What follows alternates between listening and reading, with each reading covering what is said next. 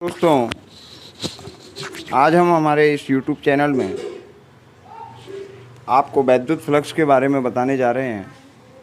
तो दोस्तों, वैद्युत फ्लक्स क्या होता है कि कोई भी जो वैद्युत क्षेत्र होता है और उसमें यदि कोई क्षेत्रफल स्थित है, मान लिया कोई क्षेत्रफल है उस वैद्युत क्षेत्र में, तो उससे क्षेत्रफल से जितनी बल रेखाएँ गुजरेंगी उन बल रेखाओं की संख्या ही वैद्युत फ्लक्स कहलाती है।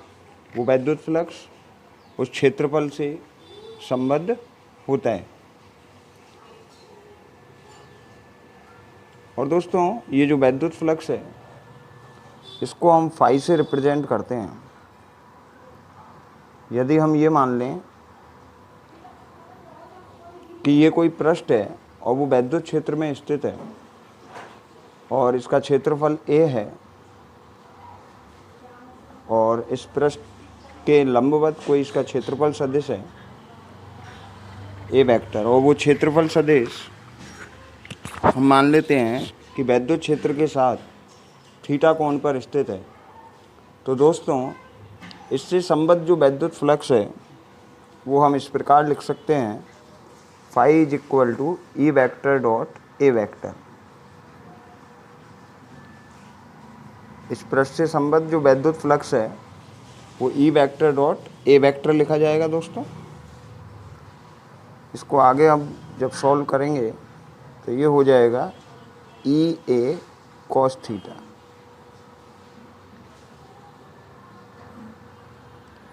तो ये दोस्तों इस पृष्ठ से संबद्ध वैद्युत फ्लक्स का मान होगा।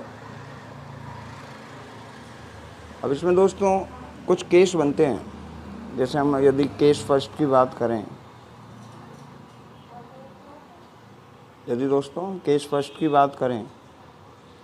यदि ये पृष्ठ मान लो इस तरीके से स्थित है वैद्युत क्षेत्र में, तो ये जो क्षेत्रफल सदिश है वो कितने डिग्री का एंगल बनाएगा?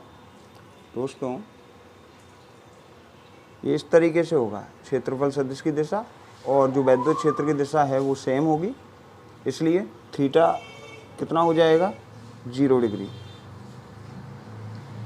जब थीटा बराबर 0 डिग्री होगा, मतलब ये जो पृष्ठ है वो बिल्कुल लंबवत होगा वैद्युत क्षेत्र के, तो गुजरने वाला जो फ्लक्स है उसका मान अधिकतम होगा। यहाँ ई ए कॉस 0 लिख सकते हैं। कॉस 0 की वैल्यू दोस्तों 1 हो जाएगी, तो फाई बराबर लिखा जा सकता है ई ए। ये जो वैद्युत फ्लक्स होगा दोस्तों, इसकी वैल्यू मैक्सिमम होगी, क्योंकि जब ये ऐसे रखा होगा तो इससे ज़्यादा से ज़्यादा बल रेखाएँ होकर गुजरेंगी। लेकिन यदि हम एक दूसरे केस की बात करें, यदि ये आपका पृष्ठ ऐसे के बजाय, यदि ये पृष्ठ आपका ऐसे के बजाय इस तरीके से हो, तो जो ए वेक्टर है उस ए वेक्टर की दिशा ऐसे वैद्युत क्षेत्र के बिल्कुल परपेंडिकुलर होगी। अब परपेंडिकुलर होगी तो थीटा इज इक्वल टू क्या बनेगा? Theta is equal to 90 degree. और जब थीटा 90 होगा तो दोस्तों फाई की वैल्यू निकल कर आएगी 0। ये जो वैद्युत फ्लक्स होगा वो मिनिमम होगा। वो मिनिमम क्यों होगा दोस्तों? क्योंकि ये जो पृष्ठ है वो ऐसे लेटा होगा, और जब इस तरीके से लेटा होगा तो इसमें से होकर इसके बीच में से, पृष्ठ में से कोई भी बल रेखा नहीं गुजरेगी, इसलिए वैद्युत फ्लक्स का मान 0 हो जाएगा। और दोस्तों, वैद्युत फ्लक्स को समझने के लिए हम आगे एक एनिमेशन से समझने की कोशिश करते हैं। तो दोस्तों, इस एनिमेशन को देखिए और इससे वैद्युत फ्लक्स को समझने की कोशिश कीजिए। दोस्तों, हम वैद्युत फ्लक्स को समझने के लिए ये एनिमेशन का सहारा लेते हैं और ये डायग्राम समझते हैं। दोस्तों, ये किस तरीके से है कि ये कोई वैद्युत क्षेत्र है और उस वैद्युत क्षेत्र में ये बल रेखाएं हैं जो हमने ग्रीन कलर से शो की हुई हैं। ये सारी की सारी ग्रीन रेखाएं हैं। और दोस्तों, जहाँ वैद्युत क्षेत्र ज़्यादा होगा वहाँ ये जो ग्रीन कलर की जो विद्युत बल रेखाएं हैं इनकी संख्या ज़्यादा होगी। और दोस्तों, ये जो रेड कलर में है ये इन बल रेखाओं के बीच कोई क्षेत्रफल है।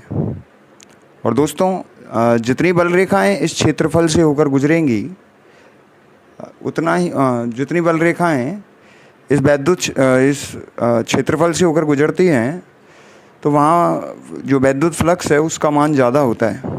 अगर जितनी इसमें से बीच में से होकर जितनी बल रेखाएं कम गुजरेंगी तो वैद्युत फ्लक्स का मान कम होगा। तो दोस्तों ये होता किस तरीके से है कि यदि ये क्षेत्रफल के मान में यदि कमी आती है या ये बढ़ता है तो इस क्षेत्रफल से गुजरने वाली बल रेखाओं की संख्या भी घटती और बढ़ती रहती है। जैसा कि दोस्तों हम इस वीडियो के माध्यम से देख सकते हैं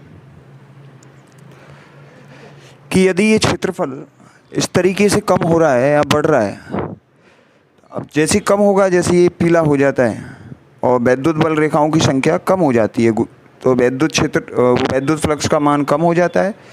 लेकिन दोस्तों जैसे ही इसका क्षेत्रफल बढ़ता है, ये जो रेड कलर में है इसका क्षेत्रफल जैसे ही बढ़ेगा, जैसे ही इसमें से गुजरने वाली बल रेखाओं की संख्या ज़्यादा हो जाएगी तो वैद्युत फ्लक्स का मान बढ़ जाएगा। अब यहाँ ये जो वैद्युत बल रेखाएं हैं, ये जो येलो कलर से शो कर रखी हैं, ये वैद्युत बल रेखाएं इस पृष्ठ के बाहर से होकर जा रही हैं। इधर से ये वैद्युत बल रेखाएं भी पृष्ठ के बाहर से होकर जा रही हैं, इसलिए वैद्युत फ्लक्स का मान घट जाता है। लेकिन जैसे ये क्षेत्रफल बढ़ता है ये सारी बल रेखाओं को कवर कर लेता है। और देखिए दोस्तों इसके और भी इफ़ेक्ट हैं इसमें। जैसे बल रेखाएं, अगर आपका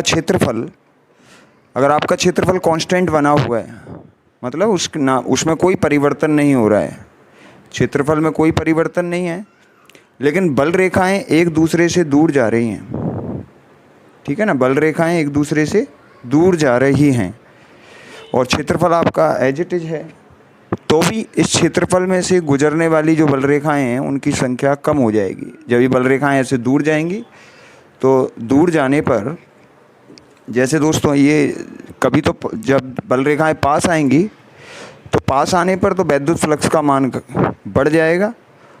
जैसे इस समय वैद्युत फ्लक्स का मान बढ़ जाएगा और दूर जाएंगी तो वैद्युत फ्लक्स का मान घट जाएगा। तो कुछ इस तरीके से होता है इसमें दोस्तों।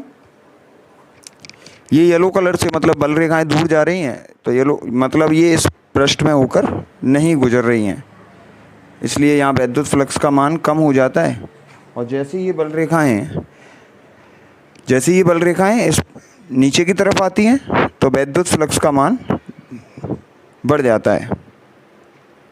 ठीक है दोस्तों। अब और भी परिवर्तन हो सकते हैं वैद्युत फ्लक्स में। वो किस तरीके से, ये थीटा पर भी डिपेंड करता है। यदि आपका पृष्ठ ऐसे है तो बल रेखाएं ज़्यादा गुजरेंगी, बिल्कुल परपेंडिकुलर है। परपेंडिकुलर से मतलब दोस्तों आपका ये जो क्षेत्रफल है वो इस तरीके से परपेंडिकुलर है तो बल रेखाएं ज़्यादा गुजरेंगी। इस तरीके से दोस्तों अगर ये क्षेत्रफल परपेंडिकुलर आ जाता है तो इसमें होकर बल रेखाएं ज़्यादा गुजरेंगी तो वैद्युत फ्लक्स का मान भी ज़्यादा होगा। लेकिन यदि ये ऐसे नीचे की तरफ लेट जाता है, जैसे कि कुछ दोस्तों इस तरीके से, अगर ये नीचे की तरफ लेट जाता है तो इसमें से गुजरने वाली बल रेखाएं कुछ कम हो जाती हैं। जैसे ये पीले कलर की जो ऊपर रह गई ये छूट जाती हैं और नीचे जो हैं ये भी छूट जाती हैं, तो वैद्युत फ्लक्स का मान घट जाता है। तो दोस्तों इस एनिमेशन के ज़रिए से हम वैद्युत फ्लक्स को बिल्कुल ठीक ढंग से समझ सकते हैं। धन्यवाद।